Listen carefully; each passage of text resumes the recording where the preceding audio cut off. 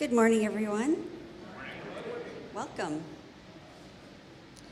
I have a few announcements. My name is Andrea Barnes, and I am on the Board of Trustees.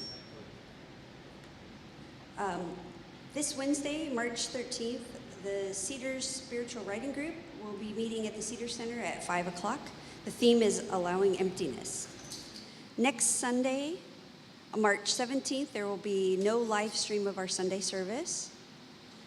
And on March 23rd, there's a field trip to the Washington State History Museum in Tacoma to experience the Solidarity Now 1968 Poor People's Campaign exhibit.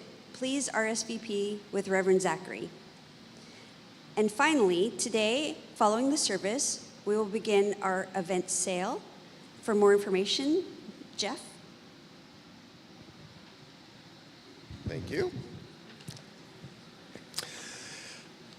So I'm Jeff Phillip, also on the Board of Trustees, and we are starting our event sales. We've got 15 events lined up in the back for you. So after the service, you can go back and take a look at them. There is a sign-up sheet for each that you can sign up on. The price is on there. If you can pay in cash or check today, we'll take that. Next week, we'll be set up to take credit cards. And then once you sign up, be sure to fill out a white ticket and a blue ticket with your name. Those help us keep track of how many tickets are out there. And then we will leave the blue ticket in the basket, and we'll keep track of those to know who will be coming. And you can check in with me or Jane or Dean in the back after the service to if you have any questions. And looking forward to some fun times ahead. Thanks.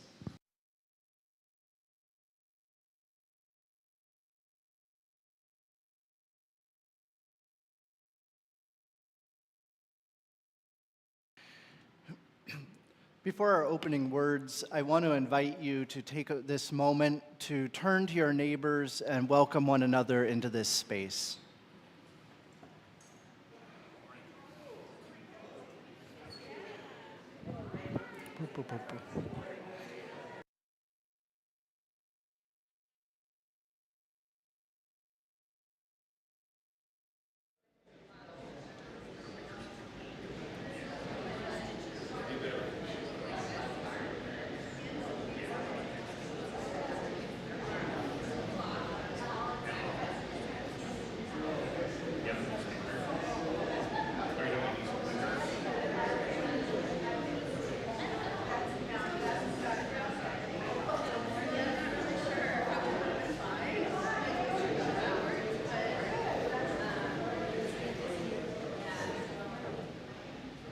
I'll invite you to start coming back to your seats, knowing that you can finish any conversation that you started later on in our coffee hour. One final note before our opening words, I wanted to just let people know, because of just a confusion around which files to include for the soundboard, we've changed a few of our hymns today. We will make sure that we announce to guide you through as we go. I know I've let our song leaders know what's up, but just to let you know that the hymns in the order of service will, in most cases, not be the hymns we sing. It was yeah. So I invite you now to take a breath. Bring your attention into this moment, noticing all those things, even the sound of the HVAC unit, the glow of the new LED lights, the presence of one another this morning. The opening words that I want to share today come from American sociologist, socialist, historian, and civil rights activist, W.E.B. Du Bois. The quote I want to share comes specifically from Du Bois' 1947 speech titled Human Rights for All Minorities.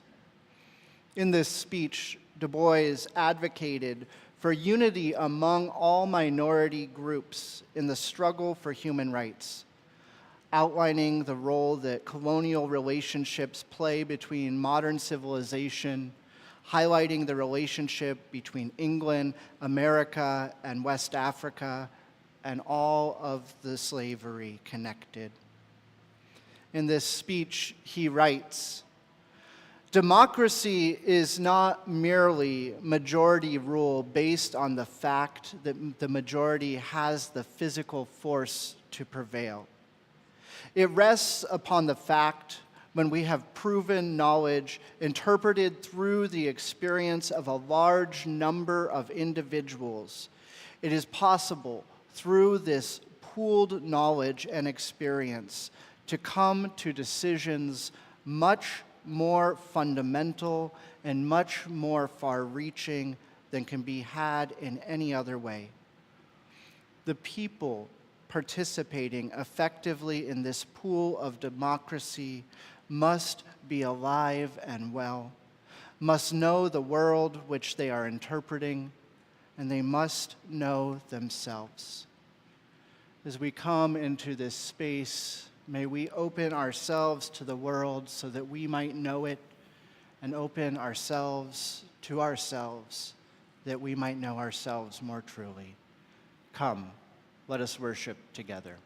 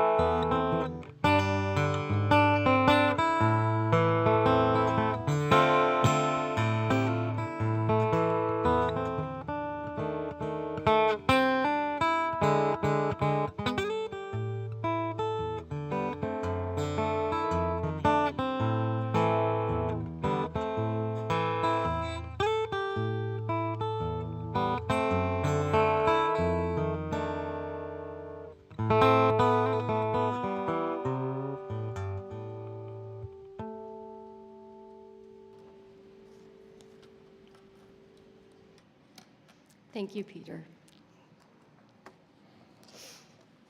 Before I begin, I just want to mention I used to work at Bainbridge Ballet for a number of years, and I'd often come home with sparkles on my face. Andrea, it was fun to see sparkles on your face. Just had to get that in. Sorry if I called you out. There's this thing I do when I get really fed up with my job. It starts as a simple action with a defined purpose, but after I do it, I realize that I am subconsciously disconnecting myself from the organization, my employer. It started 3 weeks ago. On Friday, I brought home my coffee mug. I kept it at work for 5 years, rinsing it out daily, but I thought, well, I need to bring it home. It's time to run it through the dishwasher. But then, again, the following Friday, oh, and by the way, I still haven't taken it back to work. It's sitting on the kitchen windowsill. So there's something going on here. The following week, I brought home some personal effects. I brought home my hand lotion that I keep at my desk and use every day, and a framed picture of my family. Jeff was looking at me when I emptied my bag, and he looks at me like, why are you bringing all your stuff home from work? So I'll briefly fill you in on what's going on at work. Last June, my little privately owned company in Kingston, the company I work for, it's not my company, it was sold to a much larger family of net manufacturers headquartered in Italy. The owner of our company sought out a buyer because rapid growth over the past 5 years posed too much financial risk for him, and he wanted out. So a year and a half ago, when I was supposed to retire, when Jeff and I officially announced our retirements in a big way, and I announced it to my management team, Dave, the owner of my company, well, he's not the owner anymore, I guess. He asked me to stay on part-time, indefinitely, offering more money and unlimited time off as needed. So it was a good offer, and I stayed, not yet aware of the top secret pending sale of the company. Once the company was purchased, our new owners immediately initiated preparations to transition all of the company data to their new software program, the one that they use at all of their net manufacturing branches across the globe. This is total standard practice when a company gets bought out. The official switchover is coming up, scheduled for April 1st. Now, overall buy-in to this really rapid switchover from my fellow employees is resistance. Nobody wants to do this, and I understand. Also, I've experienced software changeovers before, migrations, and nobody else in my company has, so they're really, really scared. So I'm the one that they rely on to just go, yeah, it's gonna be okay, we'll get through this, I'll show you how it works, blah, blah, blah. But we're beginning to worry that we won't be ready in time, that our parent company is rushing us too much to meet their metrics with little or no regard to our processes. Up to this point of software migration, my employer needed me to stay because I built the current project management workflow, being the only person able to troubleshoot and train others in this program. Well, now this software will soon be sunsetted and replaced, and that's okay with me. But I will admit that I am very, very attached to this system of modules that I created and refined over the past 5 years, connecting all the departments and automating several processes previously managed by hand. I'm proud of this massive project, which will stand as my last big professional accomplishment. So now that the software is being replaced by something more suited to the company's growth, my question is, do they need me anymore? Can I now devise a reasonable exit strategy? I'm listing pros and cons in my mind, in addition to bringing my personal effects home from work, subconsciously. But my other really big reason for wanting to kind of get out of there, it turns out that having a big new company swoop in and start telling you what to do and how to do it in an unrelenting, rapid fashion with hard deadlines is not fun. Not fun. So in order to deal with my own personal sense of loss about this beautiful labyrinth I created over 5 years in this project management software, here's my little exercise. I visualize a huge sand sculpture that's built by Buddhist monks.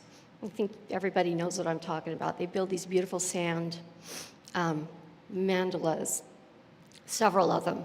Build them for the sole purpose of sweeping it clean as an exercise in impermanence. So I just visualize it being built, looking beautiful, and then I visualize a monk taking a paintbrush and just wrecking it, but wrecking it beautifully. It's a reminder that everything is temporary. Things get taken away or replaced with or without warning or preparation, so don't get too comfortable. In 2018, the UUA Public Witness Campaign, Standing on the Side of Love, was renamed Side with Love. It was a good move, It's a shorter slogan, less ableist, since the word standing is replaced with side. But here's the thing about this slogan. I am very attached to this campaign and the original wording. I'm completely sentimental about it. The Standing on the Side of Love campaign was launched at the 2009 General Assembly in Salt Lake City, one of the ones that we, the Phillips, attended as a family. My kids fell in love with the slogan. They collected the posters and the square buttons with a distressed asymmetrical heart and brought them home. I have like 50 of those little square buttons around my house, and I looked for them. I couldn't find a single one. I would have brought it. We bought 5 T-shirts right away. They're bright yellow, and wore them to the first public witness campaign in a park nearby, the GA. There was a sea of yellow-shirted UUs. They were standing on the side of love, banners on the stage, and posters held up by audience members. I remember feeling so proud to be a part of this outpouring of love and activism, and excited that the UUA had created this powerful messaging device that would spread the good news about what we UUs are all about. A hymn was written for the campaign and is in the teal hymnal, Standing on the Side of Love. I'm going to pull that out in a minute. As we rushed to the final service on the last day of GA, the choir and a guest singer were singing this upbeat folk pop song. It was really moving. And the lyrics went, I will stand with you. Will you stand with me? We will be the change that you want to see. In the name of love, in the name of peace, will you stand with me? Different from the hymn, and it was really moving. So, love that slogan. Means a lot to me. Moving forward from that General Assembly, our Cedars community, we wore our yellow T-shirts to marches in Seattle and Olympia, and a whole bunch of us wore our shirts to the Women's March on January 21st, 2017. Wearing these shirts made it easy to find other UU groups at a glance at these larger gatherings. Our family has a promotional video that Jeff made of our 3 kids wearing the shirts and popping up out of garbage and recycling containers holding 3 big signs that have a sustainability message that was scripted by Jeff for some Earth Day promotion or something. I forget what. So you get the picture. I love standing on the side of love. I love it as it is. It just means a lot to me. Because of this sentimental attachment, when I discovered the slogan change, which was in 2018, to side with love, which is fine, it's no big deal, right? My brain kind of spun out in protest over the new words. Even though it was shorter and more inclusive, I concocted all these opposing arguments. What about all the leftover useless shirts and socks and other swag with the old wording that would be discarded? Where's all this stuff going to go? Will it all be thrown away? Are they going to gather up this enormous pile of perfectly good yellow shirts and add it to the heap of last year's fast fashion discarded clothing mixed in with the Super Bowl's losing team T-shirts that were pre-manufactured so thousands of people could have a T-shirt ASAP? Is it going to be this big yellow lump on a garbage pile in the middle of the Pacific Ocean? I was starting to really think about this a little bit too much, maybe. I mean, Unitarians don't throw that kind of stuff away. That was my first little protest argument. But what about the hymn? Do we need to revamp the lyrics of Standing on the Side of Love? We are siding with love. I guess that works. That's okay. That's doable, right? But is it necessary? Should we print out inserts that say, in lieu of standing on the side of love, please sing the lyrics, we are siding with love, and insert one into every single teal hymnal. And when I got this hymnal out today to use as my prop, the bookmark was on Standing on the Side of Love. So serendipity, this hymnal knew I wanted to talk about it today. I found out just this morning after I wrote about the hymn and all that, do we need to change it? Turns out that the lyrics of Standing on the Side of Love have been changed by the original author, the Reverend Jason Shelton. So now this hymn is titled Answering the Call of Love. So something to think of when we decide to sing that song again, music committee.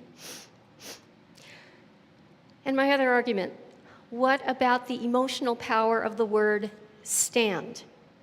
It just sounds more impactful than side. I'm on your side. That sounds nice, but when you say, what do you stand for? The word stand just has a more intentional feel. When we sing our hymns, we ask the congregation, we invite the congregation to rise in body or spirit as you are willing and able to cover all the bases, including those who are unable to stand or don't wish to stand. So in my mind, standing has been a long-established metaphor, a suggestion, an action that is taken symbolically as well as literally. As an example, I'll share a story about Illinois Senator Tammy Duckworth, who served in the Iraq War and lost both legs and partial feeling in her right arm. In her year of recuperation at Walter Reed Army Medical Center, Duckworth would visit many fellow soldiers who had also lost limbs. She would come to their bedside in her wheelchair and state their rank, name, and the words, "I stand with you."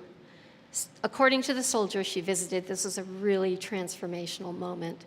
And the word stand was being used powerfully and in a metaphorical fashion. So, my overcaffeinated brain was asking in these moments of wild analysis, do we really need to replace the word stand? Why change it? It's a lot of work. It might cost a lot of money. And now I realize that as an able-bodied, white, cis, heteroneurotypical person standing up here, suggesting to people who don't stand or can't stand that you need to calm down about the word stand, it's risky. But really, I'm simply sharing my initial knee-jerk response to the news of this change based on my overly sentimental attachment. I eventually calmed down myself. It's okay. It's a good slogan. It gets the point across, and it's super inclusive. The word stand is triggering to a lot of people. And yes, we can all buy new t-shirts that say Side with Love. The whole purpose of Side with Love is to advocate for disenfranchised groups, many of whom are differently abled. The logo with a distressed asymmetrical heart and distinctive yellow color are the same, so we can still find fellow UUs at large rallies. Only the words have been changed, reimagined. Jeff and I still wear our original shirts, and someday we'll get the new ones. As for my job situation, back to that. I'm vacationing with my family in Mazatlan the first 2 weeks in April, departing one day before the actual go-live of this new software. So I will miss the official hell week at work of software migration. I have a feeling they'll miss me more. I'll keep you posted on my employment journey and definitely share with all of you when I end it for good and finally retire. I dedicate the lighting of our chalice to change. It's hard. It's not easy or pretty. And as we, Cedars, encounter more change down the road, may we ease into it with grace and a loving acknowledgement of what is being left behind. Please join me in reciting the affirmation as it's printed in your order of service. As we come together to worship, we remind ourselves to treat all people kindly because we are one family, to take good care of the earth and to live lives full of love and goodness. That is how we will all become the best that we can be.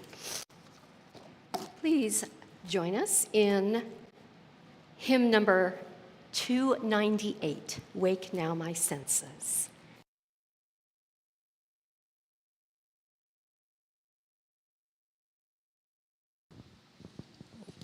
This hymn has 5 verses, but we don't know how many verses the recording has. So we'll just kind of wing it. So we'll stop when the recording stops.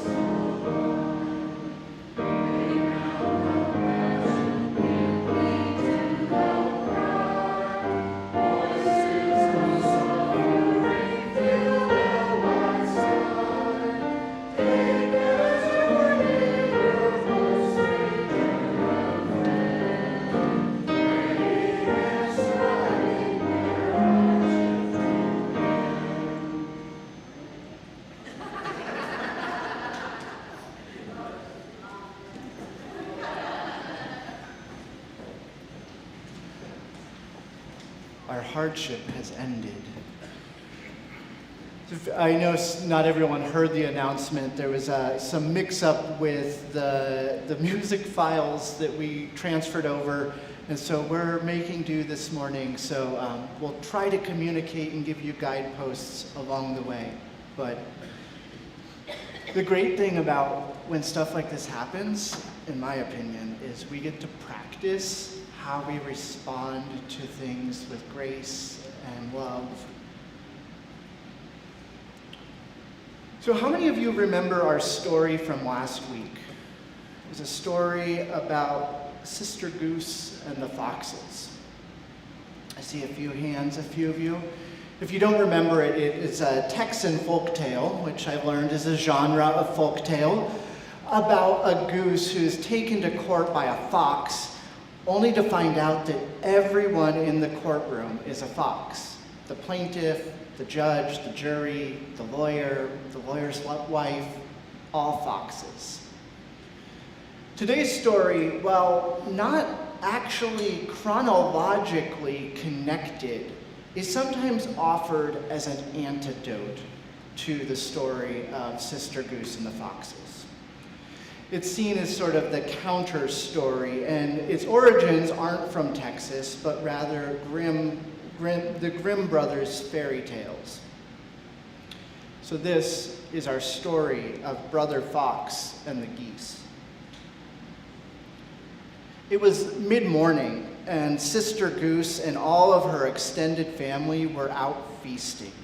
She and her siblings, her cousins, her aunts, her uncles had all come upon a gorgeous meadow full of lush green grass and plump, ripe grains. It was so yummy.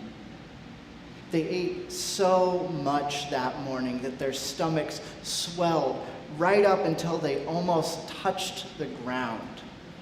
They were so full, the geese could barely move at all.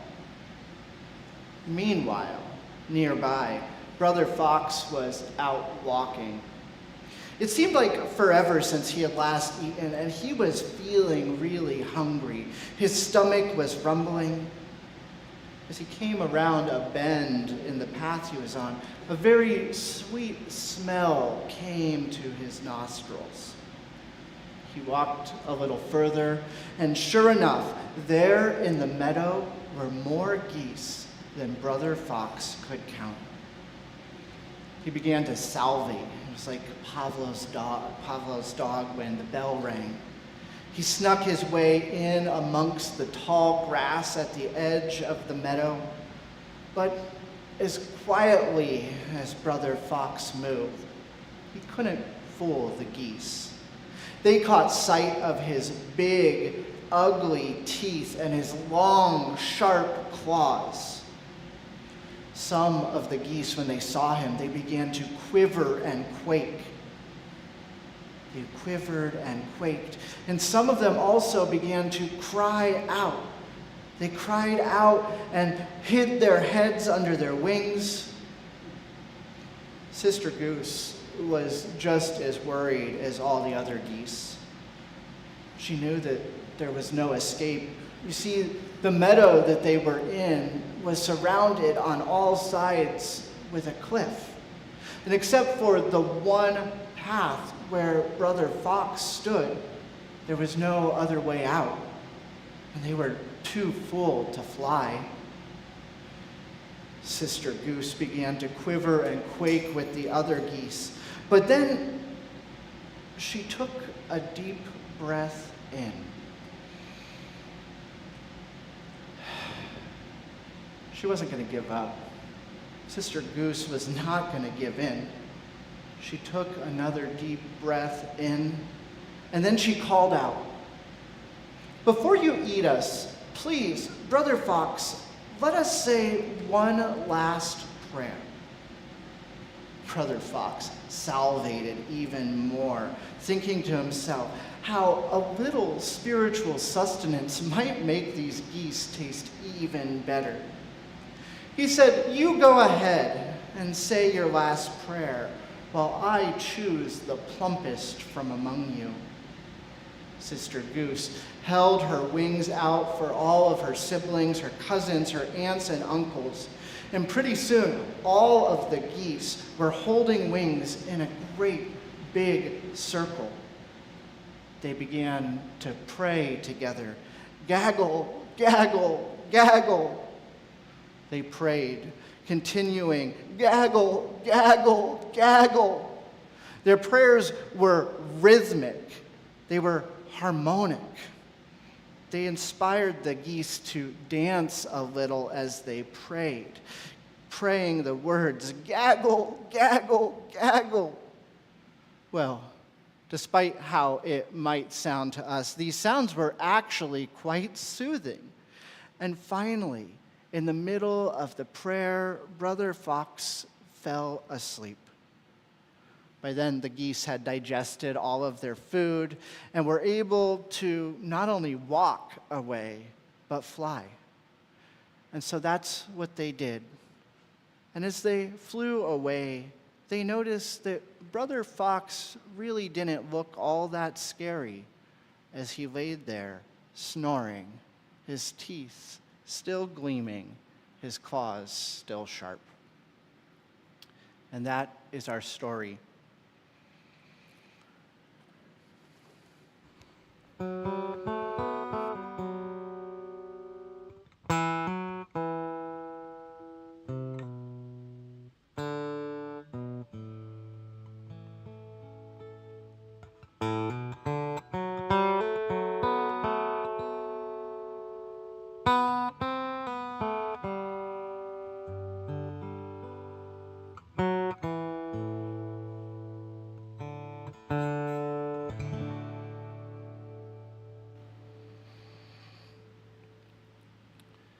I invite you to join me in a moment of collective silence, followed by a time of prayerful reflection together. However you feel most comfortable, let yourself get situated. Take a deep breath in and out. Settle yourself into the calm of this moment together.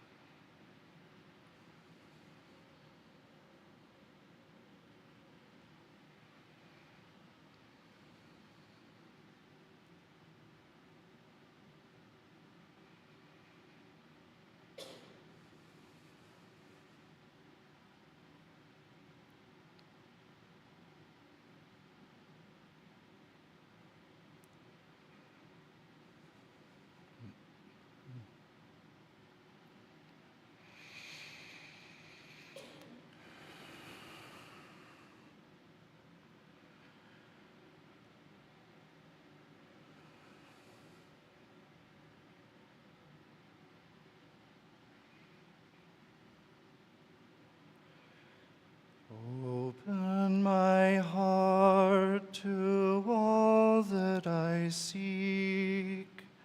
Let me be part of the love you give. Open my heart to all that you seek. Let me be part of the love you give. May we open our hearts in this moment. Open our hearts to the liberating love and compassion that binds us together in the interdependent web of life. Let us recognize in this moment our connection to ourselves, to one another. Let us recognize the possibility of transformative change, both change that is internal and change that is external. Knowing that here in this moment, as we have gathered, we are but a link in a great chain of beings that stretches infinitely, both into the past and future. We are a gathering of many minds, many wisdoms, who have come together to unite our energies and our collective powers, a people who know that at times we don't agree on everything, and yet still in our disagreeing agree to come together. There is strength in our coming together. We need not think alike to love alike. May we hear this truth in our hearts this day. There is strength in our coming together. There is strength in our coming together. There is strength in our coming together. When we forget this, as I know at times I am prone to do, may we pause and remember this moment. Remember the power we have when we turn toward one another. And in those moments, when we are able to count our blessings and see how good we have it, may the strength of our coming together cause us to look beyond ourselves with open hearts.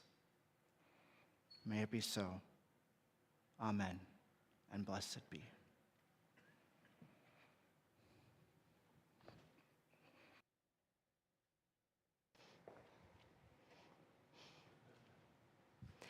Each Sunday, as part of our service, we set aside a little time for people to share their joys and sorrows.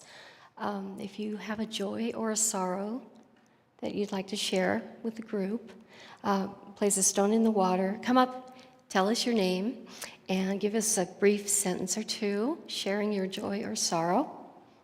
Put a little water in the bowl to represent your joy, or put a stone in the water to represent your sorrow. And as a reminder, this portion of the service is not live streamed or recorded.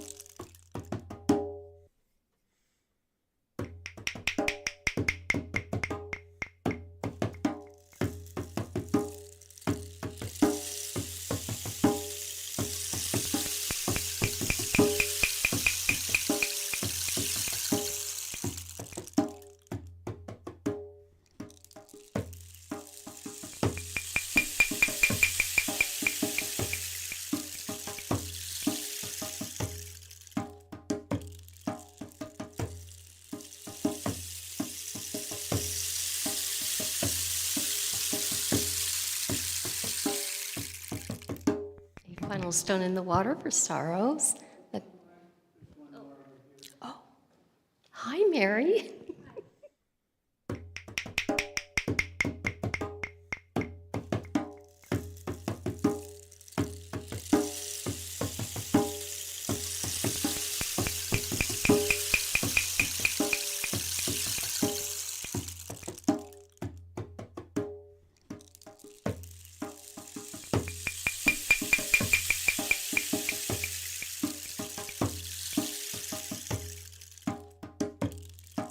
For sorrows unspoken. And a little bit of water for the joys that you will share with us when you're ready.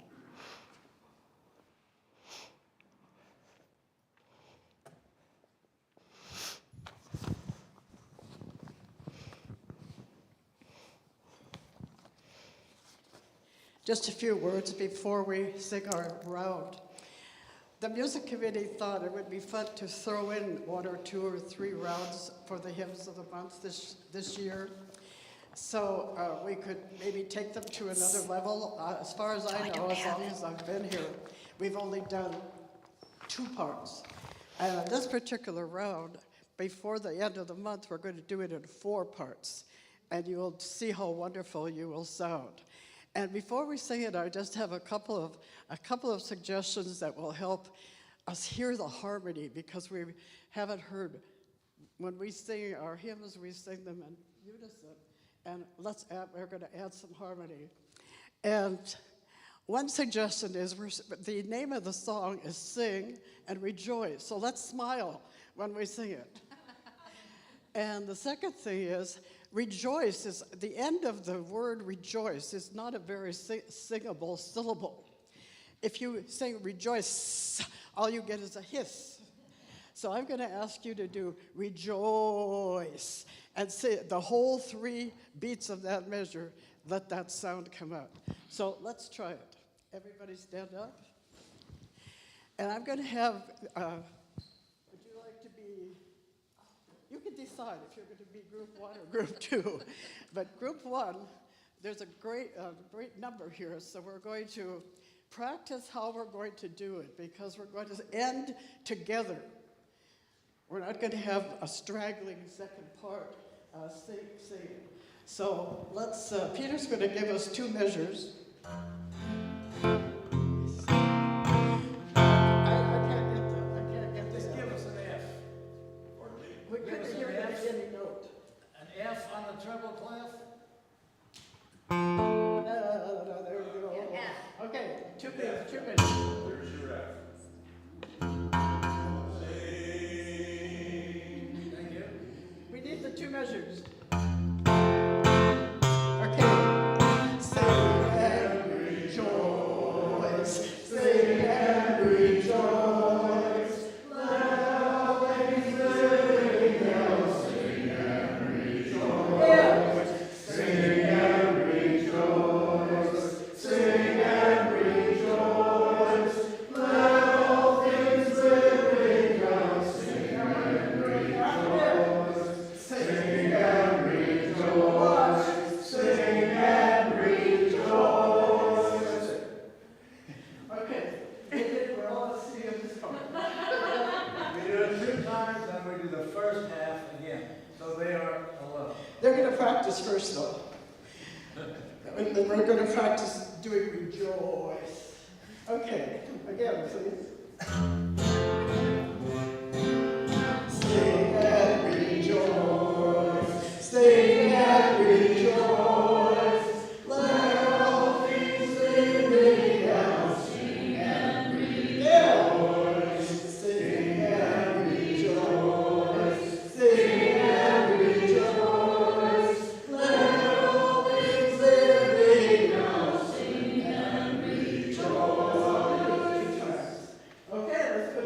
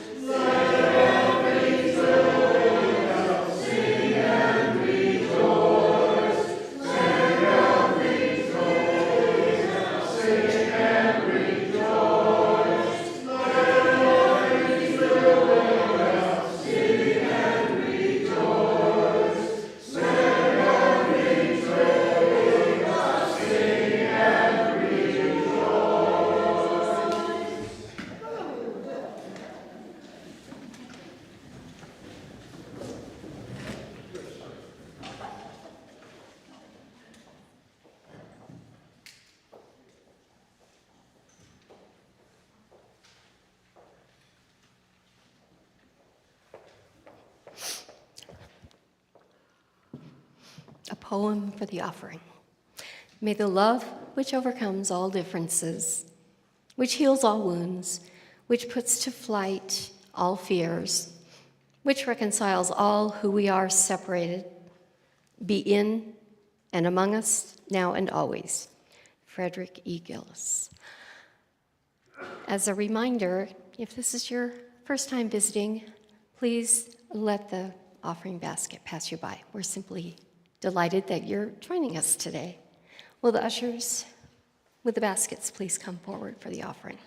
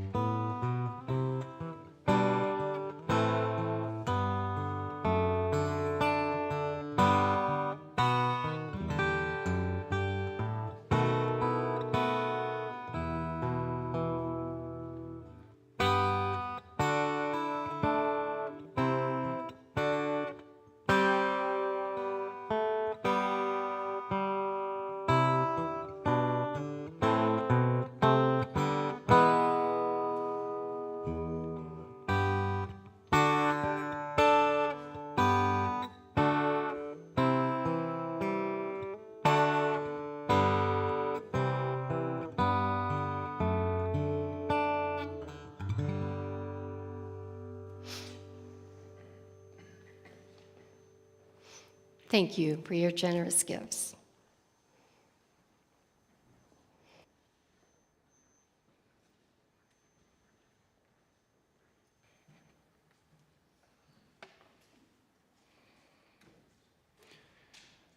I loved our moment of singing school there. Thank you very much for that, Audrey.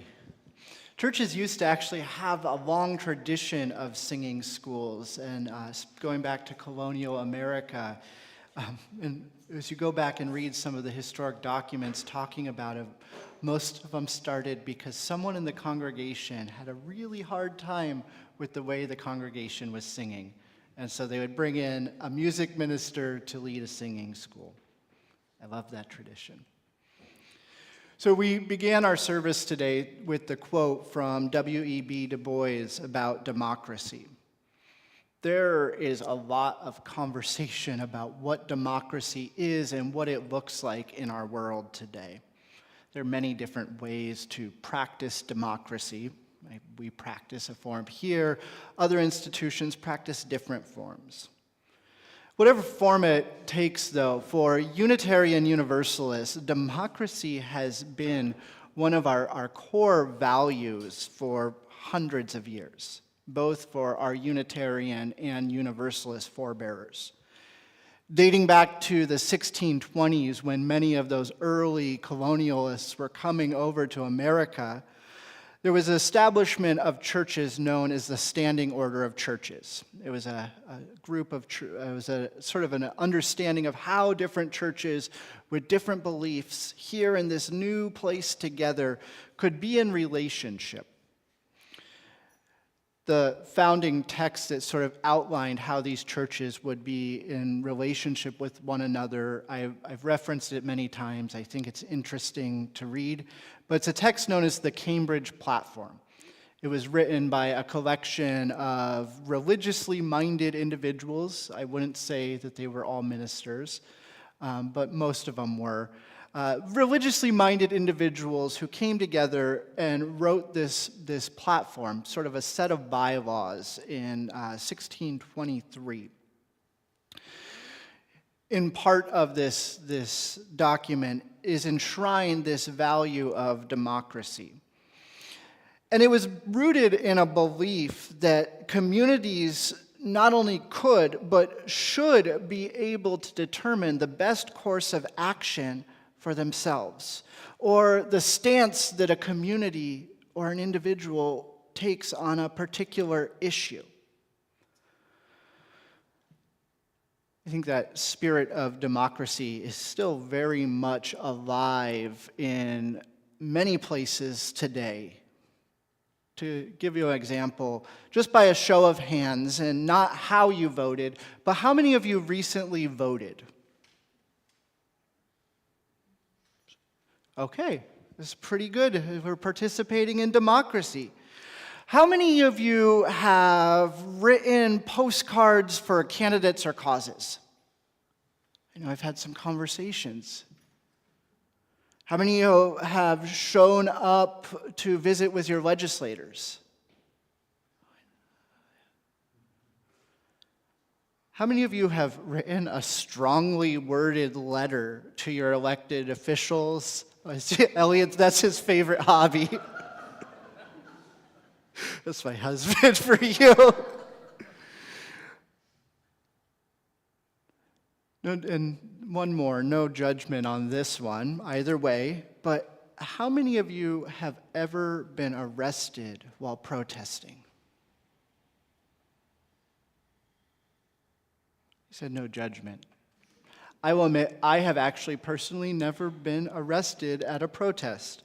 Not because I wouldn't have. It was actually, at the time, my husband, Elliot, when I was in seminary, made me promise I wouldn't get arrested. And so, love makes us do all sorts of things. When we participate in these sort of actions, when we engage in the democratic process, we are engaging and living into a deeply held, both Unitarian and Universalist value. We are using our voice and our right to conscience to advocate for things that we support, to speak out against things we don't support. We are advancing our values. Sometimes when we do this, when we participate in democracy, it feels great because things go our way and we love the way that the outcome happens to unfold. But that's not how it always works. I think we've seen this definitely in our political systems. I think in other organizations, we probably have had times where an outcome we hoped for, even after our participation, didn't come out the way we wanted it to. Sometimes when we participate in social action, we get to feel like those geese coming together to pray, holding all their wings in that circle, singing songs until finally that fearsome force is lulled to sleep, or otherwise we move past it. And other times we encounter stories like the one from last week about Sister Goose and the foxes. Stories in which the outcome, no matter our participation, is not what we would hope for. Sometimes the goose becomes soup. When democracy doesn't go our way, I hope we can remember that this is not just a majority rule imposing their view on us through threat of force. Democracy is the pooling together of many minds and insights to examine the world, and based on that examination, based on that insight, determine the path forward. Don't always love the path forward. I can say this, but I think of some presidential stuff happening. I won't say more, actually. Recently, within Unitarian Universalism, there have been a lot of conversations about democracy, and specifically democracy in relation to what it means to call yourself a Unitarian Universalist. These conversations have been happening in our larger association. They've been happening here in small pockets or in larger group discussions. If you don't know, apparently we are not always entirely sure what it means to be a Unitarian Universalist. And because of this, we have developed over the course of our history a series of statements that try to articulate this. Apparently, it's more than just driving Priuses, fair trade coffee, and composting. For nearly 36 years, Unitarian Universalists have explained our faith using what we refer to as the 7 principles and 6 sources. They can be found in their entirety in the front of your hymnal. The sources are also included on the back of our order of service today. These statements have been guiding statements for people for nearly 40 years. The last significant revision of these statements took place in 1987, and it was mostly around updating some language that we all agreed was a little outdated. A lot of things around gender and trying to be more inclusive.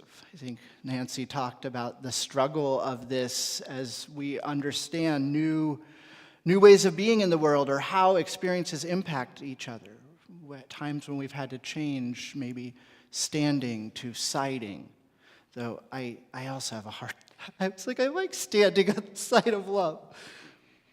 But the last significant revision of any kind took place in 1987. And to help give you a little bit of context, I'm 35. I was born in 1988. The last major revision took place the year before I was born. Yes, there have been additional minor changes here and there. Again, I think a few years ago we went from the prophetic priesthood of sisters, I forget, but we changed some language again, but small changes. Overall, these principles, these statements about the sources we draw our faith from have remained the same for the entirety of my life, and probably for the entirety of the time that some of you have been associated with the Unitarian Universalists. And yet, at the same time, the world, our congregations, our family systems, and the lives of individuals have changed in very drastic ways. I think about just the increase in technology within my lifetime that I remember. Starting out with dial-up internet, that noise, I'll never forget it. Moving to high speed, and now I often have a phone in my pocket. The world has changed and continues to change. That's the work that the Article 2, or the study commission that is looking at these principles, at these statements, has been tasked to do, is to look at the changing world and to look at the way we describe our faith and see if there is a way to bring these two into alignment. Change is fundamental to what it means to be a Unitarian Universalist. We have changed so much from those early days of the Cambridge platform. Some things have remained the same, democracy being one of them. Others have look entirely different. We would have considered ourselves one day, long ago, to be Christians in the capital C sense of the word. Today we identify in many different ways, some as Christian, others not.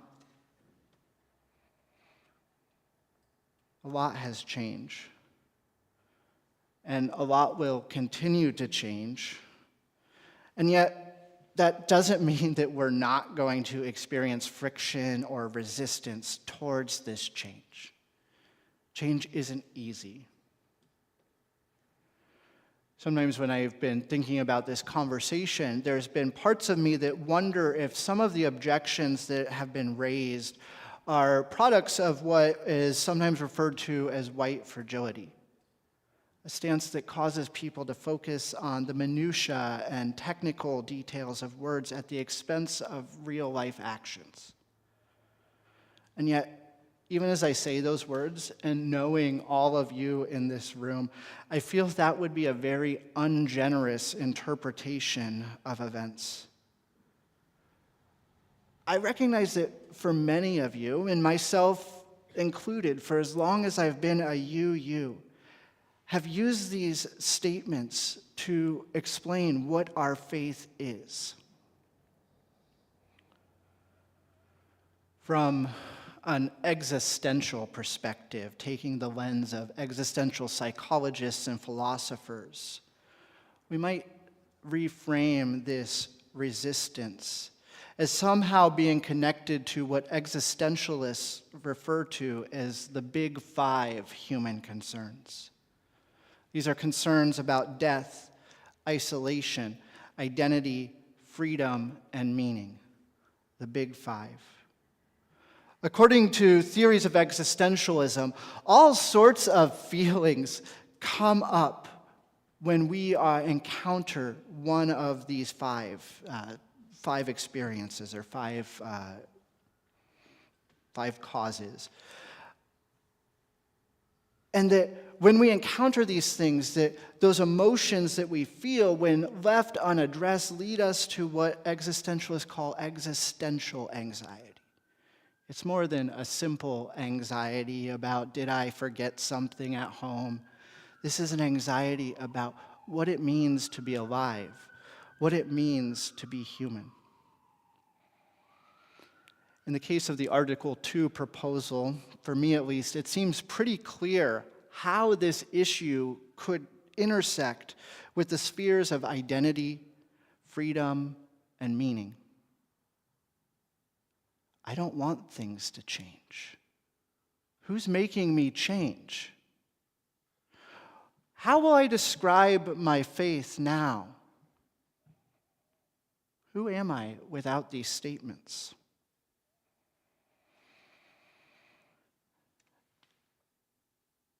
If I turn even deeper, depending on how things end up playing out, I could see how we might even encounter the dimensions of loss, isolation, and death, feeling that something beloved to us is no longer there.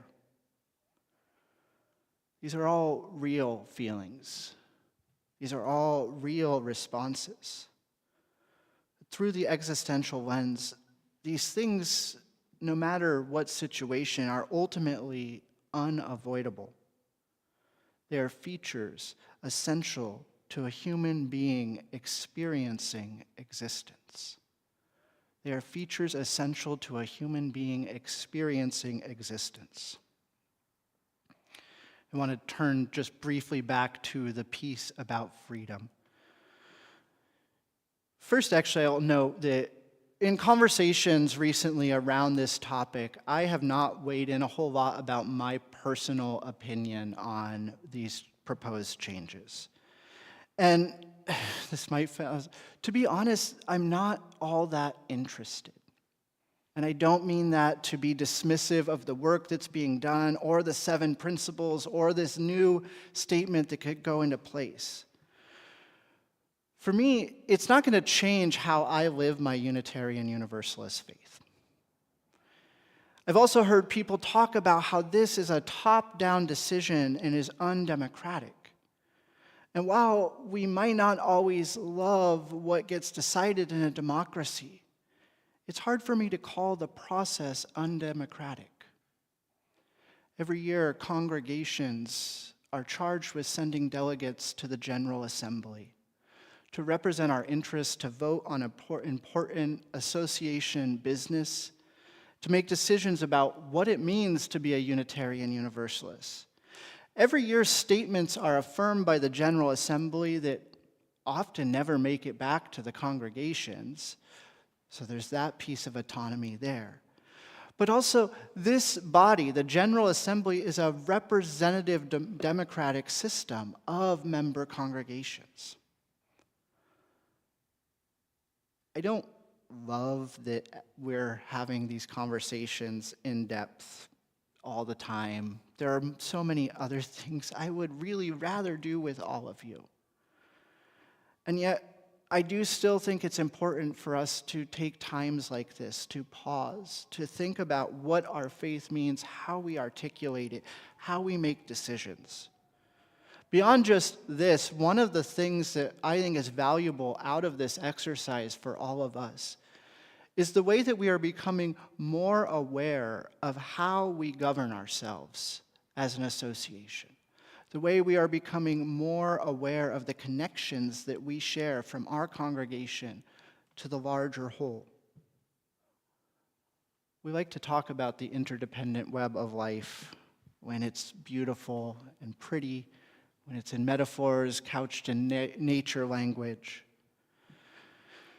But this is an example of the interdependent web of life, too. We are a living tradition.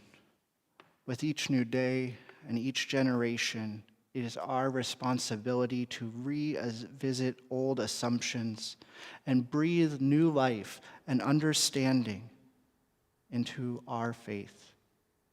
There will never be a perfect set of words to capture this faith, in my opinion. But I do believe that we know what it means to be a Unitarian Universalist in our bones when we come together and turn towards each other. This is the faith that I am called to live, regardless of how it's described, to the glory of life. I invite you to rise as you are willing and able as we prepare to sing our closing hymn of today's service. This will be hymn number 131, despite what the order of service says. 131, Love Will Guide Us.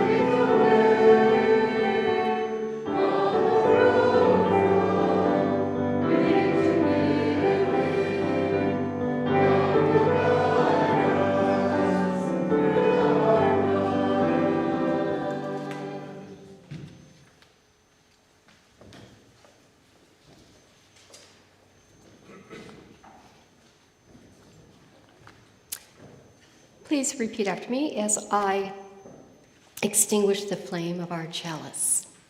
We extinguish this flame, but not the light of truth. The warmth of community or the fire of commitment. These we carry in our hearts until we are together again.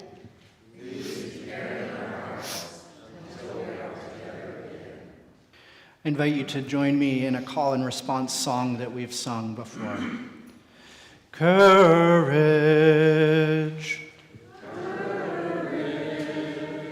my friend, you do not go alone. You do not go alone. We will be with you to sing your journey home. To sing your journey home. Our service has ended, but our service to the world and one another begin anew. May we go forth from this time with the courage to face the world, knowing that we are part of a larger whole. May it be so.